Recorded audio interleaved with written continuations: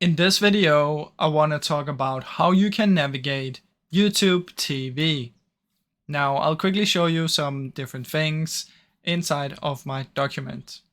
So in here, what you can do is if you're on your TV, you want to use your remote. If you're on your PC or your phone, you can use the mouse or your finger. So if you're on the TV and you can use your remote, so you can use the up, down, left, and right, and the select and OK button.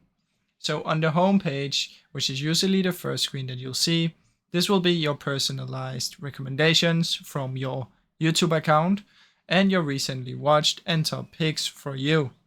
So you can just go through these rows, and then there is the live section, which is the channel guide. So it's called live, not guide, but it is the guide section.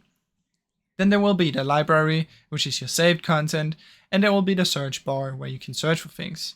So these are the basic options. You'll have the select button, you'll have back and exit, you'll have pause and play, rewind and fast forward, info, or a menu somewhere.